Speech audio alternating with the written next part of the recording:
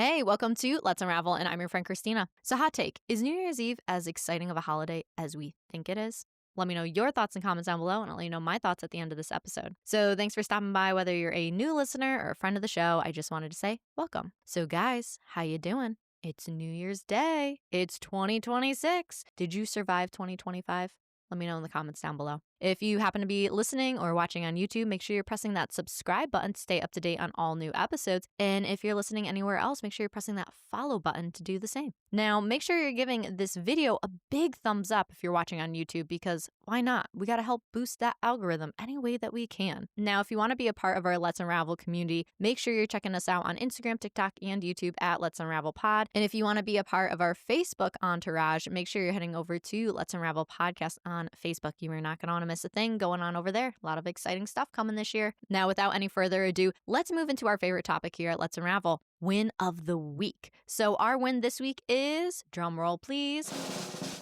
I don't think that was a drum roll. I think that was like literally anything else. But it is, the win of the week is, it's 2026. We made it. Are you guys excited for 2026? Do you have any New Year's resolutions? Which is funny that I say that, because that actually ties perfectly into our topic of the week. So what are we unraveling today? Let's unravel building vision. Basically, it's a fancy way of saying, what are your New Year's resolutions for 2026? Okay, I'm going to address a little bit of an elephant in the room. I don't like New Year's resolutions. It feels kind of like flaky, where it's kind of like, my New Year's resolution is this. And then February comes and you're like, I totally gave up on my New Year's resolution. So instead, I like to say building vision, because when you think about vision, it's about having like a long-term goal. It's about having expectations, excitement, enthusiasm. Resolution, I feel like that's like what you say when you have a conflict. Like, what was the resolution? And instead, when I say vision, I mean, come on, even Marvel has a superhero called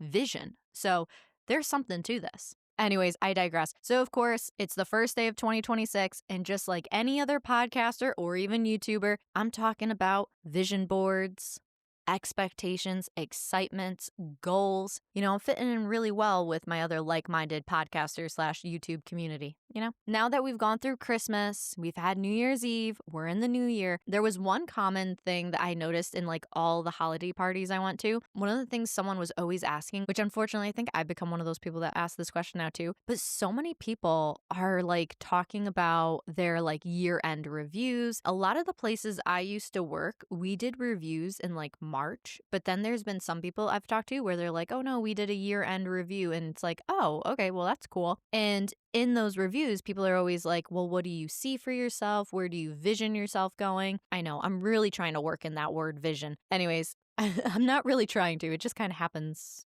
you know. It just kind of happens coincidentally. Anyways, but it's just been funny because I feel like all of like my younger cousins, like now a lot of them are past college, they're entering the working force. And it's one of those things like that common question where it's like, oh, when they talk to their manager, they're like, oh, well, where do you see yourself? What do you want to do? It's kind of like trying to assess what it is that they want to do so they can see how they're going to work within the company. And I think it's funny because that is something I would always ask people when I was a manager. What do you see for yourself? What do you want to do? I think that's something that's so easy to do in a work setting, because you either want to excel where you are or you want to kind of just stay where you're at. Whereas when I feel like when you look at your own life, I feel like it's so much harder to be like, what is it that I want out of life? You know? I don't know. Or maybe that's just something where it's just me, where sometimes I've always had a hard time being like, what is it that I want? Because sometimes I feel like I want so many things where I'm like, I'm one of those people.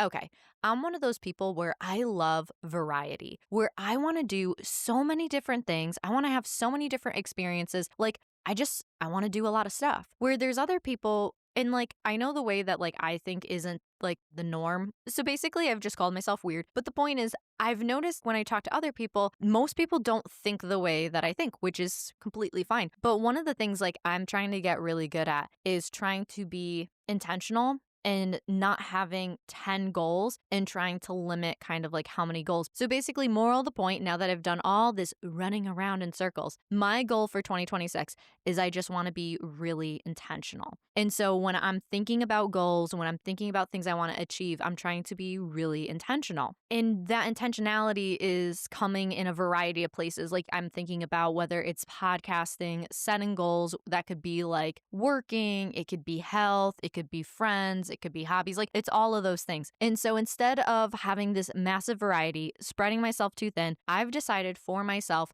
what building vision for 2026 is going to look like for me is it's like number one, I want to focus on Let's Unravel. I am so excited for this year. There's so many things that I want to do, but once again, I've been spreading myself so thin that I haven't really gotten to laser focus on the things that I want to do. But there's certain aspects within Let's Unravel that I've gotten to spend a lot of time learning about audio. I've gotten to spend a lot of time learning about editing. And so now I'm just really excited about learning about other things. But also within that, I know a big one that I really want to focus on this year is I want to focus on my health. And like nothing crazy as far as like my health goes. There's just some things where I try to be a little bit more adventurous with my eating style, or it's one of those things like trying to be a little bit more health conscious, or even like I really want to start to find like a workout routine that works well for me. Like honestly, I want to run a marathon, and that is something where I'm like, I haven't been super intentional about, so it hasn't really panned out. And now I'm getting to the point where I'm like, no, that is going to be like, I have 3 goals for this year. I want to focus on my health, and I want to pick up like running or doing something like that is something that I care a lot about. And then my third,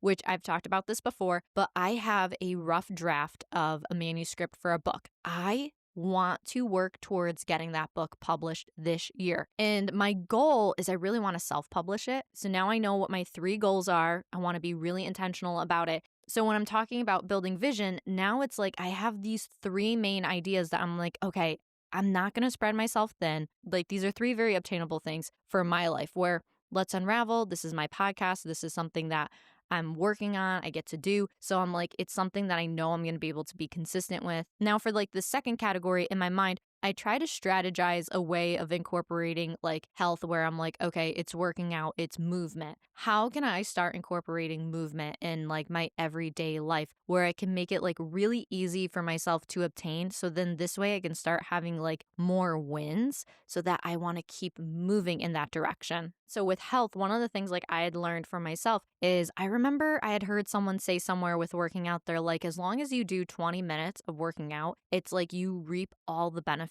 from like your body as far as like the dopamine or I don't know, whatever the good things are that you reap from working out. But I had always heard like 20 minutes, that was like the sweet spot. And so in my mind, I'm always like, what is something I could do for like 20 minutes? Because, you know, in my mind, I'm like, I have 20 minutes. I know I could do 20 minutes. 20 minutes could be like, I walk on a walking pad. When it gets to spring, I could walk outside. Like, it doesn't have to be something crazy. And then there's moments where I'm like, I'm ready to do like a high intensity, I don't know, spinning, biking, whatever, that type of thing. And then for my third category, writing. One of the best things that I've learned about with writing is I can carve out time early in the morning where I'm like, okay, if I get up early, it could be anywhere from like 15 minutes to like an hour. If I get up early and I make that time sacred and I go get a cup of coffee, I'm like, I can work on my novel. If I do this daily, so even if it's only like 15 minutes a day, I'm still building enough momentum. Now, I know these 3 things work very well for me. Like, I know I can make time for these things. That's why I was being intentional with only really setting 3 goals for myself. So obviously, I'm talking from a point of view of like, I already know what works well for me.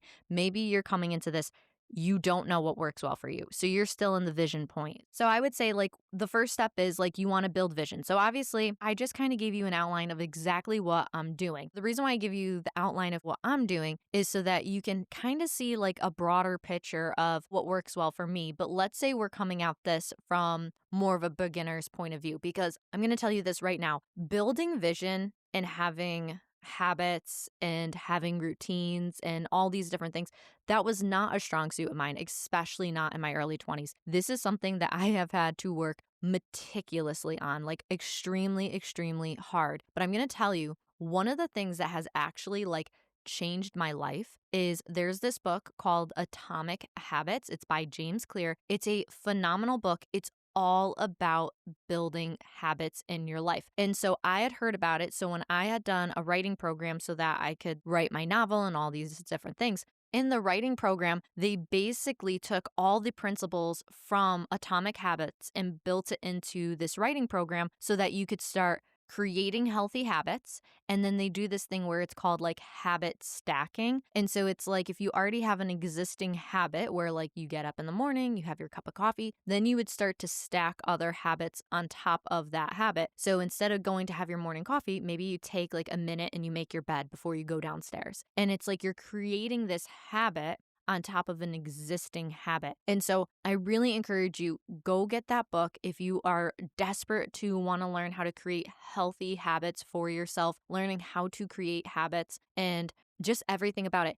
Atomic Habits by James Clear. It's a phenomenal book. So because of doing that writing program, it gave me a lot of tools on the best way to organize my time. I learned how to do deep work. And so ultimately, when I start to look at building vision, looking at things that I want to do. Now, one of the biggest things I've learned about setting goals, which I'm just like anybody else, I've listened to so many podcasts about how to be successful with goals, but there is a stat. So a well-known study by Dr. Gail Matthews found people who wrote goals down were 42% more likely to achieve them. So that's why, like I said, writing these things down. So even before you get to your finalized goals of like, kind of like I told you my finalized goals, you could write down, like, let's say you write down 10 things. And on those things, you're thinking of like a marathon. Maybe you have a couple other like athletic things on that list as well. And then maybe there's a couple that has to do with work. I would say you want to organize the things that you have on your list, kind of like breaking them down into categories, kind of like how I said. You can have things that are work related. You could have things that are hobby related. You could have things that are health related. And then it's like breaking them down into categories will make it a lot easier.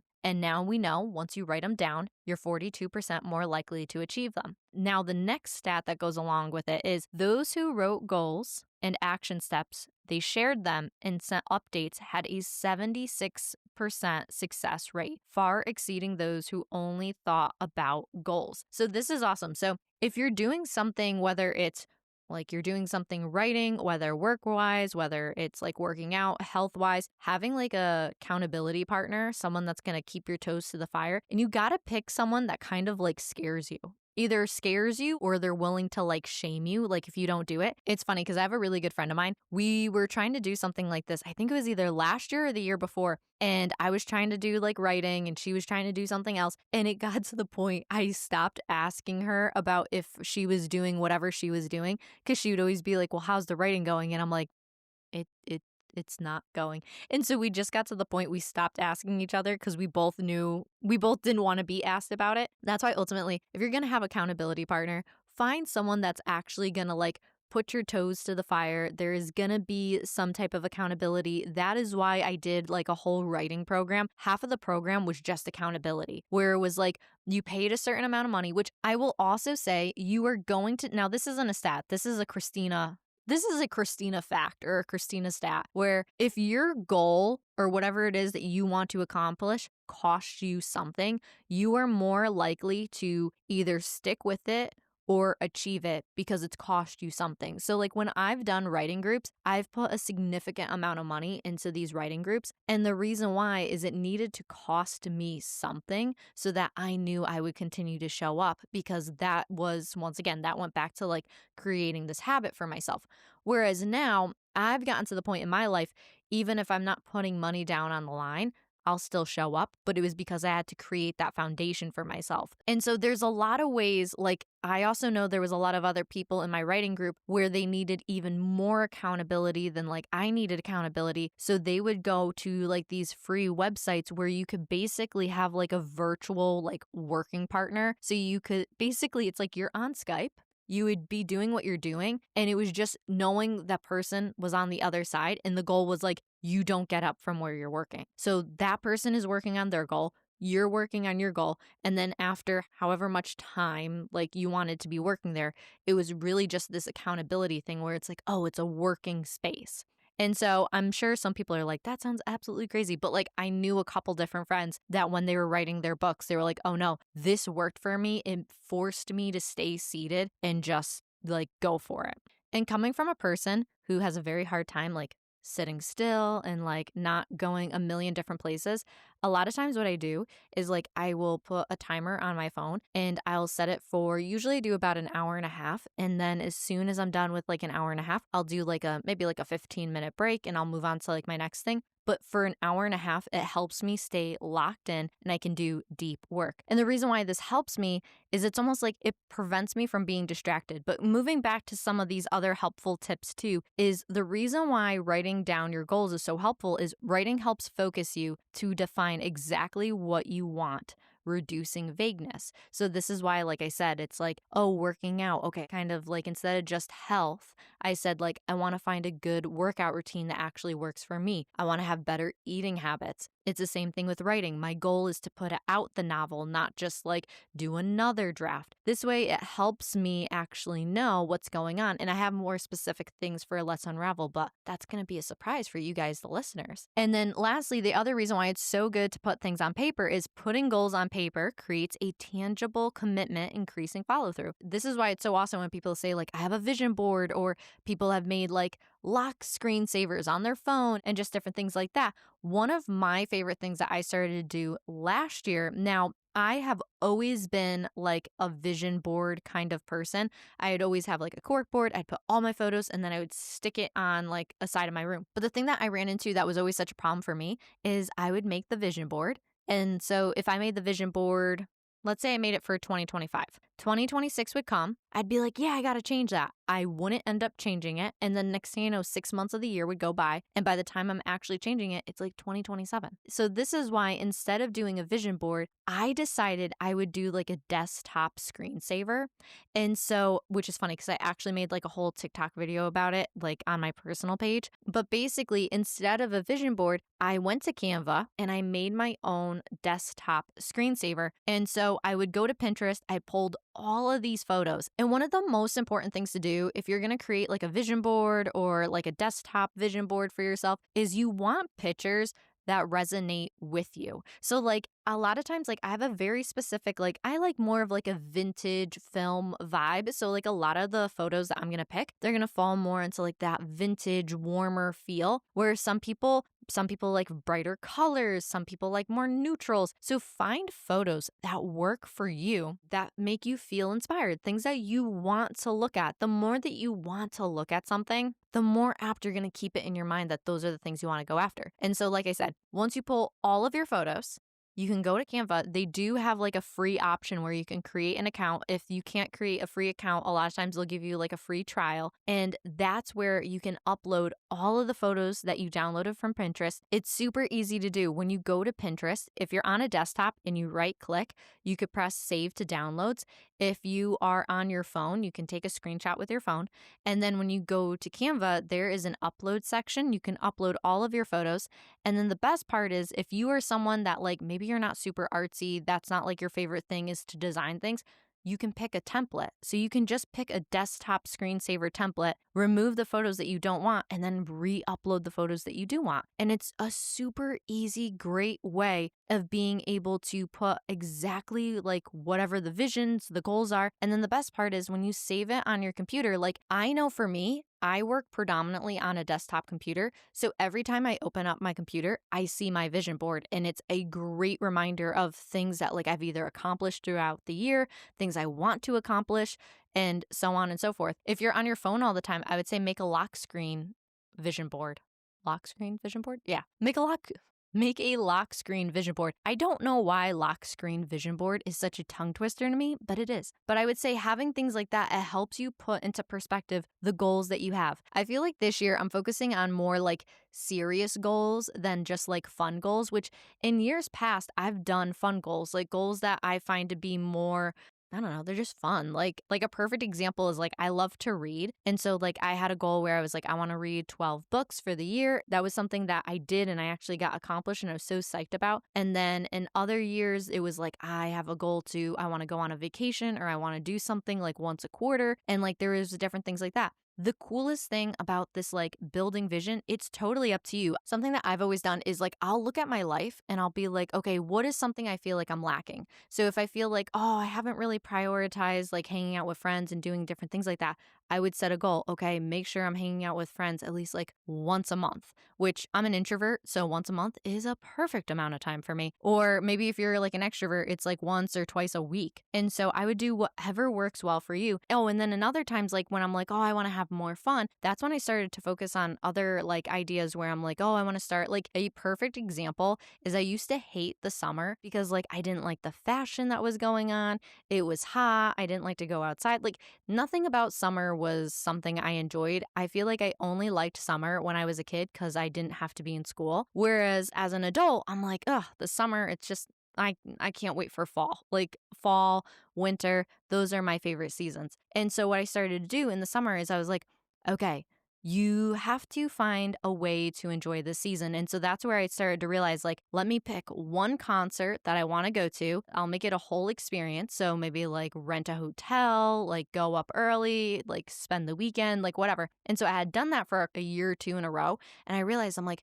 wow, this makes it so much more like fun and exciting. And then my family started to do like family vacations. So a bunch of us would get together. We'd go to like Rhode Island or wherever. And then all of a sudden I was like, okay, this is also like a lot of fun. So basically, as I started to do like an audit on my life, and I was like, okay, where are the things that like, if I want to have more fun?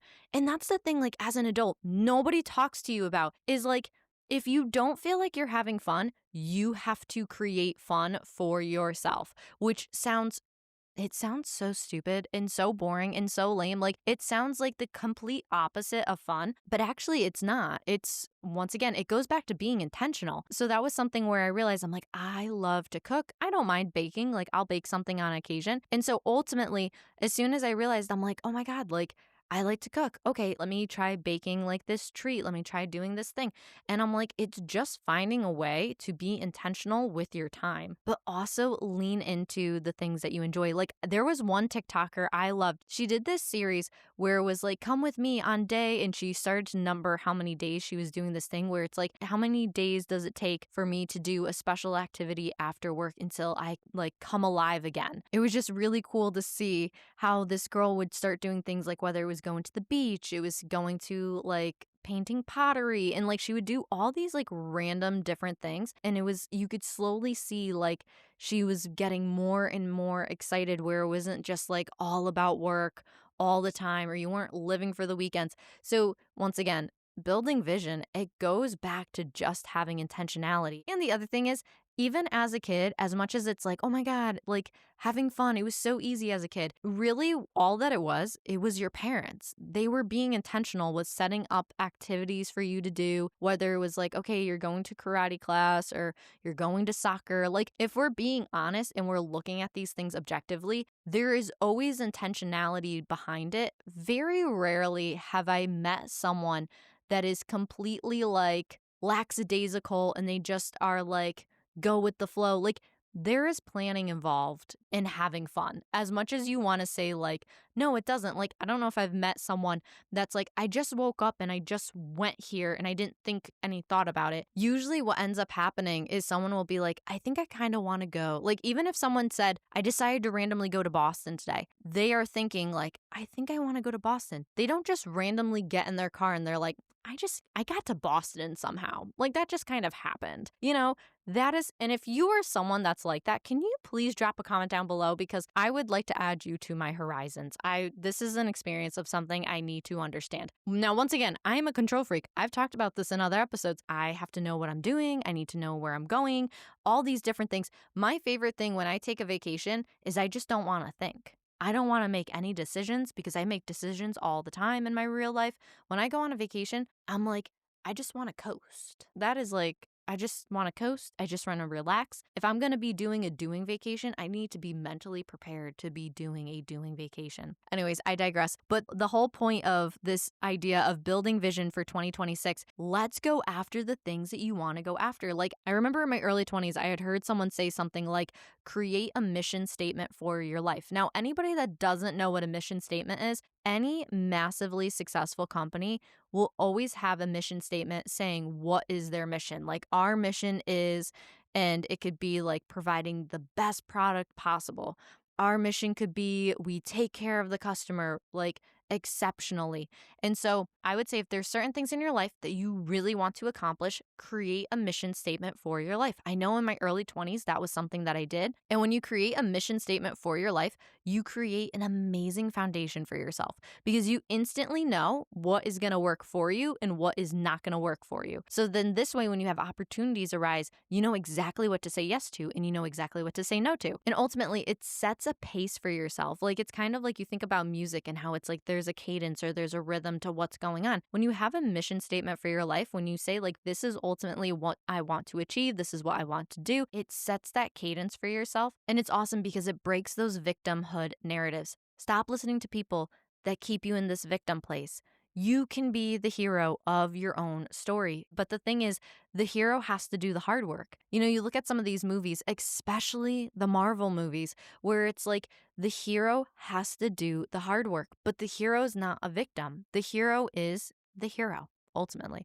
But anyways, but the point is, the hero is the person doing the hard work. You know, you look at like Spider-Man, he is the one doing the hard work. And even a perfect example of all of this is even like looking at the Marvel Avengers, you look at Black Widow. She could have so easily been a victim. I mean, gosh, if you look at Black Widow, she could have so easily been a victim just from everything she had to endure from her childhood and everything like that. But instead, she wasn't. She allowed herself to be the hero of her own story. So even when it came down to Endgame, and ultimately even when she sacrificed her life for Hawkeye so that he could survive because he had a family, this is a beautiful moment of where it's like even though she did the hard work, even though she did the sacrificing, she still got to be the hero. So this is something where, once again, you can do, okay, I genuinely believe anybody can do whatever they put their mind to if they're willing to work relentlessly hard at something. So even like when you see all these athletes,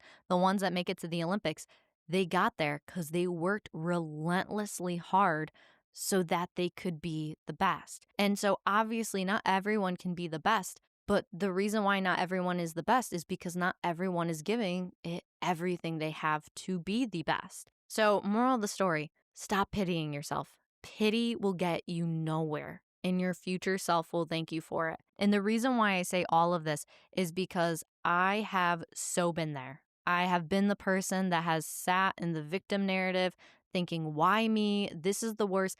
I'll have you know, I'm 5'1". I am always the shortest person in the room. Very rarely am I not the shortest person in the room. So I am the shortest. I've always been the youngest. I've always had so many reasons for why things should not work out for me. But the thing is, if you allow that to dictate your life, that's what your life will be. But if you decide that you're going to break out of that narrative, and I mean, it can be something as simple as like, no, I'm not going to be a victim. I'm done with that. I'm moving forward. That could be one of your goals for 2026. But that is something where even now I actively will tell myself all the time, you know what? Pep talk yourself. That is something I do all the time. Look in the mirror, give yourself a nice pep talk. You know, it sounds silly, but it works because no one is going to believe in you the way that you can believe in you. No one is going to be a bigger cheerleader to you than you. And ultimately, why are you letting your bully from the 6th grade dictate your life choices to now?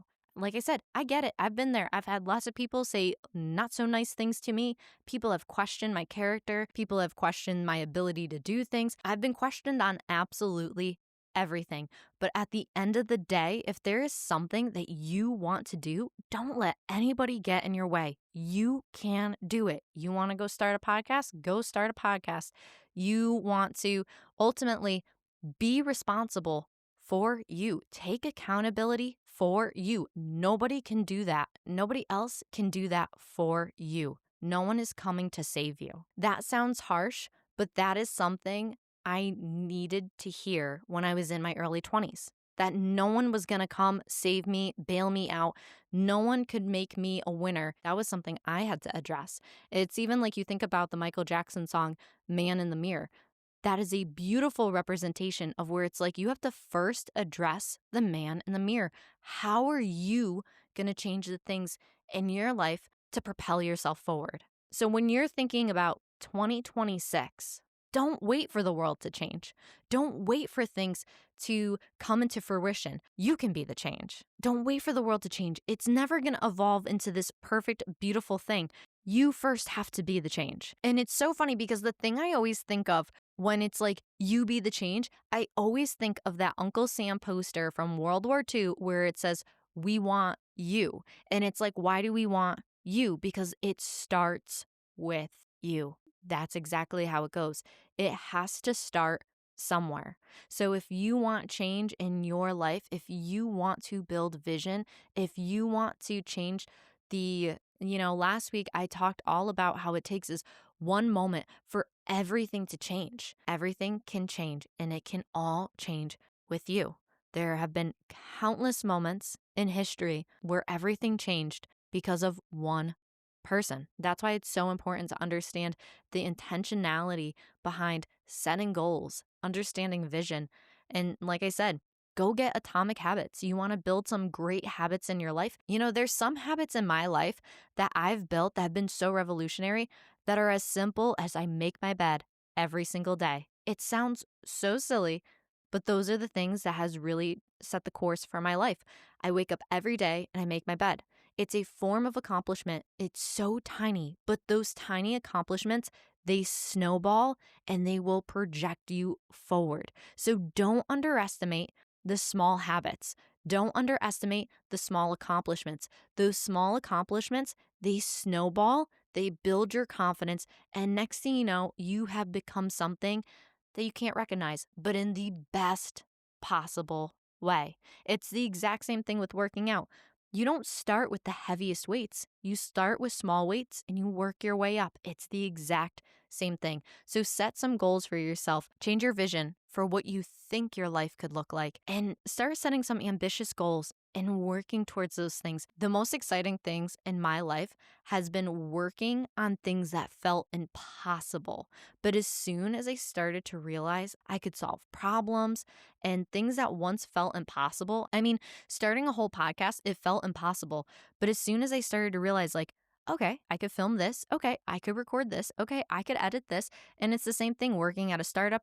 Anywhere you move, anywhere you navigate, do something hard, because once you do that something hard, you realize life and all these other things, they're not as hard as you think. So set some good goals, do something hard, and watch out. 2026 might just be the best year you could have possibly imagined. It may not be the easiest year, but it might just be the most rewarding because of all of the hard labor that you put into it.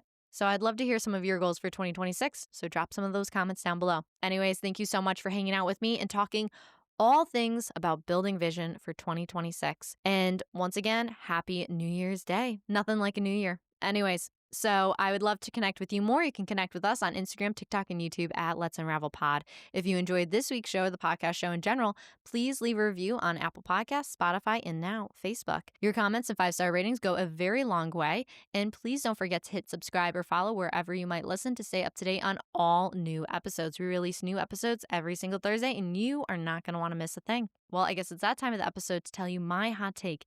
Is New Year's Eve actually as exciting as we think it is? So New Year's Eve is not as exciting as everyone makes it out to be. I'm not going to lie.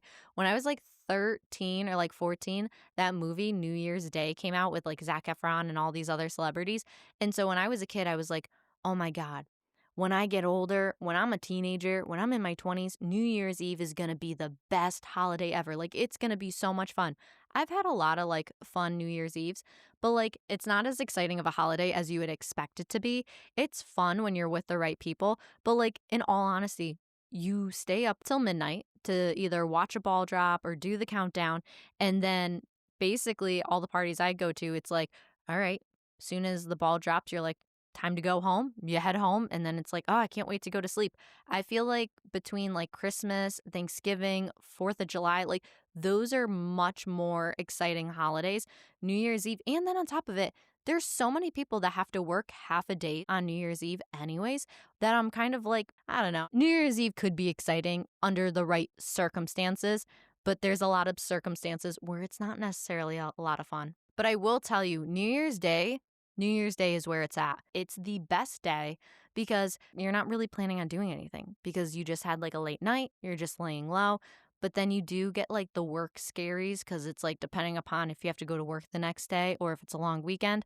But anyways, New Year's Day, that is where it's at. That's where the hype should be. New Year's Day. Anyways, that's all. I'll talk to you later. Bye.